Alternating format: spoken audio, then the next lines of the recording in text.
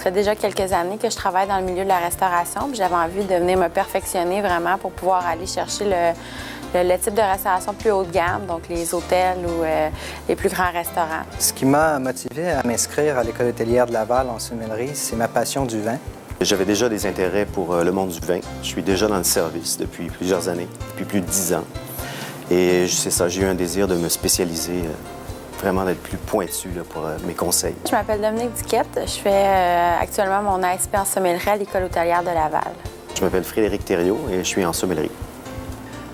Carl Echeverry, je suis étudiant en sommellerie à l'École hôtelière de Laval avec M. Donjean Léandry.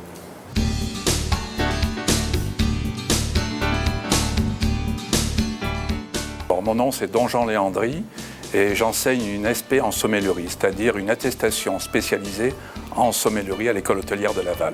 Alors, une journée typique pour un sommelier, une journée de sommelier, c'est premièrement de s'occuper de la cave, donc de s'occuper par exemple des inventaires, placer les bouteilles, et refaire l'inventaire du jour, ça, placer des bouteilles au frigidaire par exemple le matin, s'assurer de la propreté des verres, s'assurer de tout le matériel de service, que ce soit les carafes à décanter ou les carafes pour passer les vins en carafe. Et puis le sommelier est en contact bien sûr avec la cuisine. Il peut discuter avec le cuisinier pour faire l'accord des mets et des vins en étroite collaboration. Puis ensuite de ça, bien, il y a le moment du service qui est quand même la partie clé. C'est ça pourquoi on fait ce métier-là. Donc, on va conseiller les gens sur les vins, on va ouvrir des vins, on va travailler en équipe aussi avec le reste de la brigade. Éventuellement aussi, ça va être aussi un contact avec les agents promotionnels, leurs représentants, donc les recevoir, goûter des produits, bien sûr, refaire la carte des vins de façon régulière. Pour ce qui est des nouveaux produits, on va souvent faire suivre des fiches techniques et donner des petites directions pour les serveurs sur les nouveaux produits pour qu'ils soient en mesure, quand le sommelier n'est pas disponible, de présenter ces nouveaux produits-là.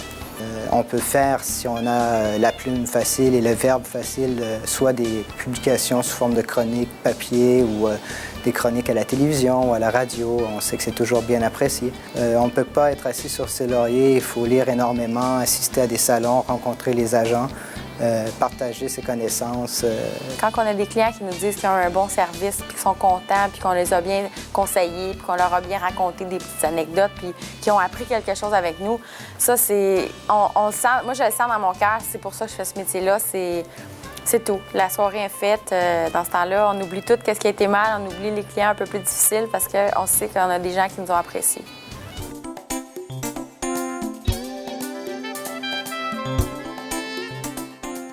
Ben, les aptitudes nécessaires, premièrement, c'est certain, il faut avoir de l'humilité, je pense, parce qu'on n'est pas là pour étaler nos connaissances.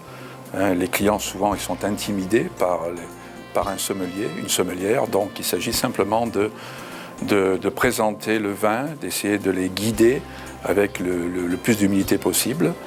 Il faut avoir une connaissance des différents cépages qui sont utilisés dans l'élaboration des vins. Les principaux cépages, on parle d'à peu près 65 cépages pour un sommelier pour avoir une connaissance de base, parce qu'il y en a des milliers à travers la planète.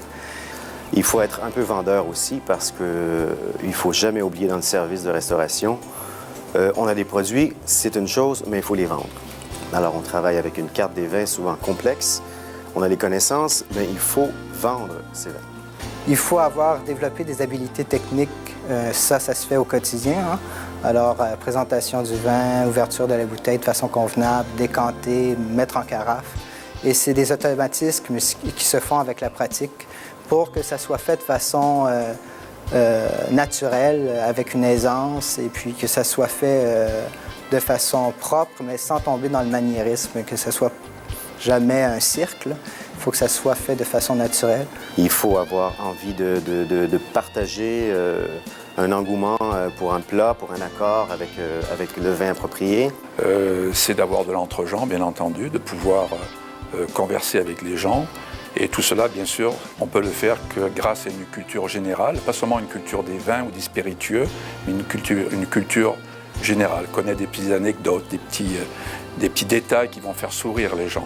Être sommelier, c'est être au service du bonheur et il faut toujours tenir en tête que dans le service, il faut être agréable. Les problèmes sont à la maison et voilà, c'est du bonheur qu'il s'agit en fait.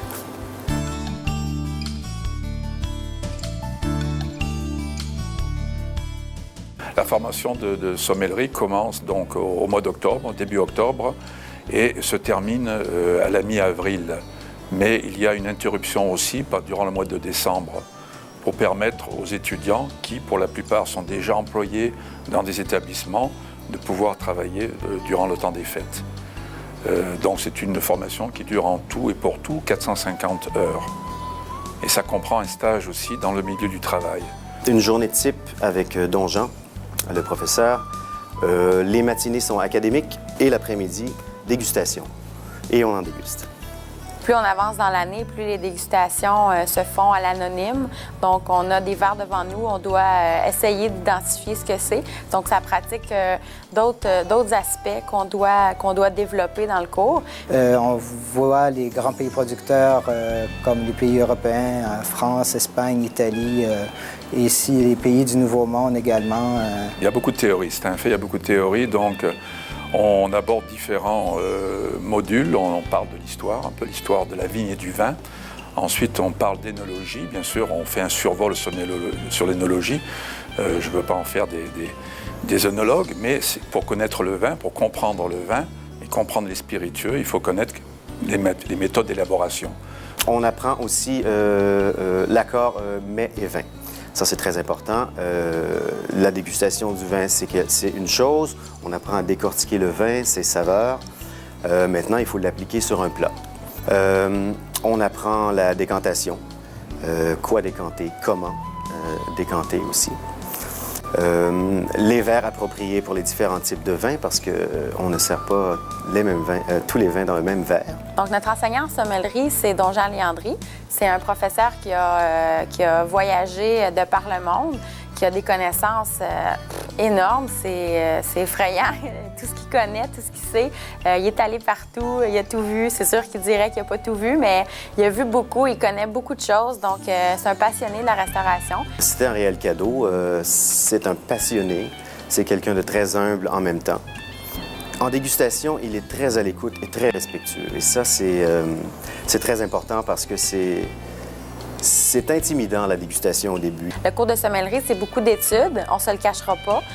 Il faut étudier. On a beaucoup de théories à voir, mais ça a un côté pratique parce qu'on peut tout de suite aller vérifier ce qu'on a appris. On va à la SAQ, on se promène dans les rayons. Ah, j'ai appris ça aujourd'hui. On l'achète, on goûte. Donc, ça a un côté vraiment théorique-pratique très, très relié. Je suis très fier de cette année passée ici à l'École hôtelière de Laval. J'avais entendu parler du cours par des collègues. On m'avait dit que c'était bien. Je pense que c'est un petit peu mieux que ça.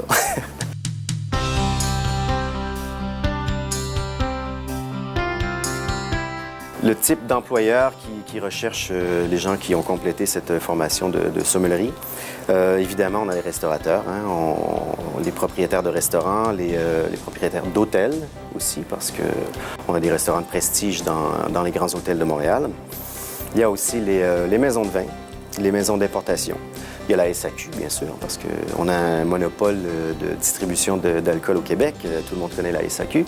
Ils ont la possibilité de travailler dans un restaurant, pas nécessairement comme sommelier, parce que les restaurants qui emploient uniquement des sommeliers, disons, ne sont pas aussi nombreux. Hein. Il y a encore des restaurateurs qui pensent que le métier de sommelier, c'est la 5e roue du carrosse, alors qu'en réalité, c'est un rouage nécessaire à la bonne marche d'un grand établissement. Mais ce qui est encourageant, c'est que la plupart des grands restaurants aujourd'hui emploient des serveurs, des serveuses qui ont une formation en sommellerie. Il y a aussi une autre avenue qui est intéressante, celle de travailler pour la SAQ, soit en succursale comme conseiller en vin, ou aussi au service des connaisseurs comme pédagogue qui se rendent dans les entreprises pour faire des formations ciblées avec des petits groupes de travailleurs pour intéresser les gens au milieu du vin, aux connaissances de base en vin. Avec ce diplôme, je peux maintenant changer de gamme de restaurants. Je peux aller vers des restaurants un peu plus prestigieux, Je peux aussi faire la route en termes de représentation. Je peux représenter une maison d'importation privée. Et ça, c'est en essor au Québec. Il y en a beaucoup. On peut être appelé aussi à travailler dans les salons de vin. Il y a beaucoup de sommeliers qui travaillent en salle et qui sont contactés par les agences lors d'événements ponctuels comme le Salon des vins de Californie, d'Italie ou de France pour représenter les produits. J'ai vraiment adoré mon expérience à l'École hôtelière de Laval. Ça a été mes 2 plus belles années scolaires. J'ai jamais vécu quelque chose comme ça. Les professeurs sont près de nous, ils nous aident, ils nous encouragent, ils sont gentils, drôles, charmants, accueillants. Si on me donnait le choix de recommencer le cours ou pas, je le referais, en fait. C'est sûr, c'est sûr que c'est demandant. Hein? Je m'en cache pas, c'est beaucoup d'études. On a le nez dans les livres autant que dans le vin. Alors, il ne faut pas se leurrer là-dessus, mais c'est extrêmement satisfaisant et on garde ça pour la vie, hein? C'est extraordinaire.